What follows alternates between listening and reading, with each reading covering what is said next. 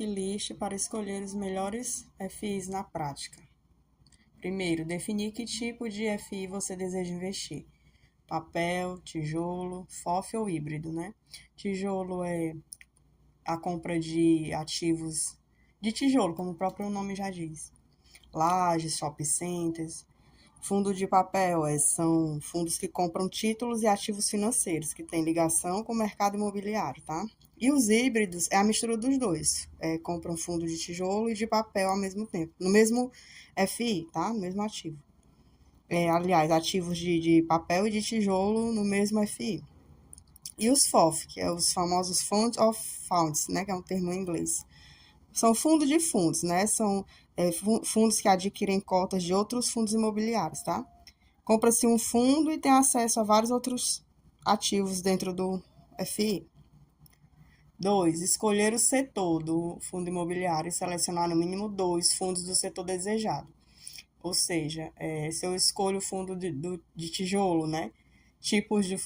Escolho um fundo do tipo tijolo, eu vou escolher 2 setores diferentes, tipo laje corporativa, o shopping center, ou hospitais, né? Fundos que investem voltados para a educação, enfim. Se eu for escolher um de papel atrelado ao CDI, né? Ou ao IPCA, que é nossa inflação, né? 3. Analisar quem são os gestores e administradores do FI, tá? Gestor é o que decide as decisões, né? As principais decisões. E o administrador, ele cuida da burocracia, a papelada e tal, tudo nos conformes, tá? Eu trouxe alguns exemplos aqui de gestores e administradores, né? Os principais são o Quínia, BTG, o BRL, o Pátria, o Plural, tá? E eles têm que estar... o benchmark deles é 10 bilhões sobre a gestão deles, tá? Você analisa se aquele gestor, o administrador, possui 10 bilhões sobre a gestão dele. 4. Analisar a diversificação dos ativos, monoativo ou multiativo. Monoativo é quando aquele fundo só tem um único ativo, né? Digamos, eu adquiri um fundo de tijolo, ele é o shopping center e tal, de Floripa, né? Um exemplo. E só tem lá em Floripa, só tem esse shopping, só tem um shopping, um monoativo, então ele é monoativo. Quando tem multiativo é porque tem shopping center em São Paulo, daquele fundo, tem shopping center no Rio de Janeiro, tem vários estados, tá? Com a localização boa, também tem que analisar se a localização é boa e rentável. Número 5, né? O critério 5, analisar o risco de concentração de inquilino. Se só tem um inquilino naquele imóvel, né, que ele alugou, se esse inquilino sair, pronto, aí não gera receita.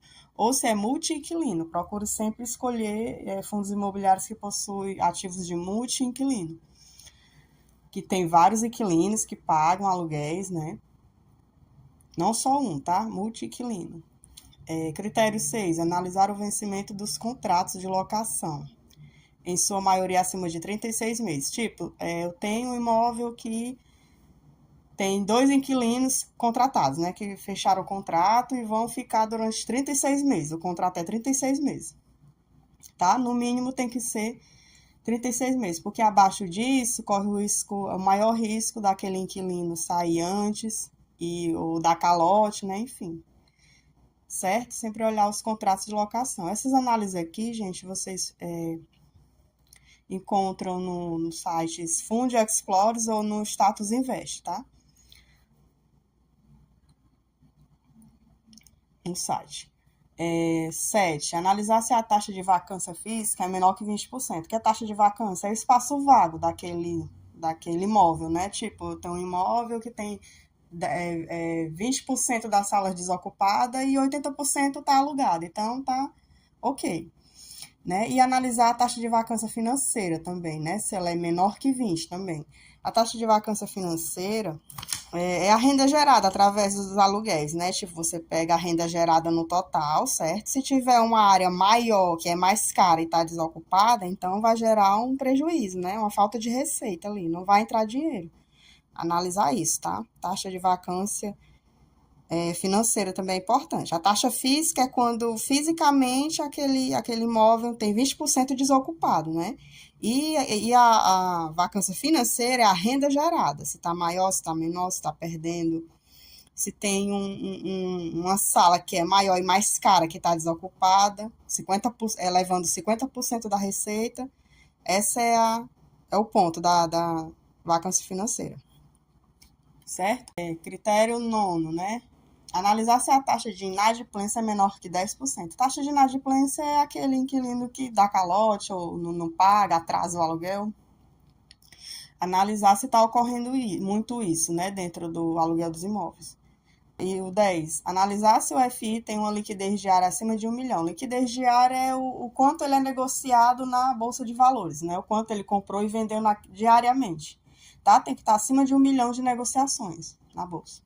Critério 11, analisar se o fundo imobiliário distribui dividend yield maior que 8% para FI de tijolo e maior que 12% para FI de papel. Tá, gente? O dividend yield você analisa também lá acho que é abaixo do portfólio, na parte de portfólio lá quando você vai analisar o fundo, você bota o nome do fundo, lá a sigla, nesses dois sites que eu falei, o status ou fundos, e você vai ver o quanto foi distribuído nos últimos 12 meses, né? Quanto de dividend yield, quantos por cento de dividend yield foi distribuído para os cotistas durante nos últimos anos. E o critério 12, analisar se o patrimônio líquido do FI está acima de 700 milhões. Isso também você vê no portfólio lá. 13, analisar se o valor em caixa é maior que 5% do patrimônio líquido, ou seja, se a receita total daquele fundo imobiliário se o total dele, 95% é distribuído, né? Está ali trabalhando entre os acionistas, é distribuído. E 5% fica parado em caixa, tá, gente? Acima disso é ruim. E abaixo também é ruim, né? Não é legal, nem abaixo e nem acima disso, porque indica que a administração não está sabendo distribuir, né? Não está sabendo equilibrar, tá? E 14, analisar se o preço sobre o valor patrimonial do fundo imobiliário está menor que 1,1. Ou seja, o preço negociado na Bolsa de Valores, o preço da cota, né? Se o preço da cota tiver em relação ao valor patrimonial, 1,1%, né? Está normal. Se tiver acima disso, ele está em ágio, ele está caro. Se tiver abaixo, ele está barato, deságio, né?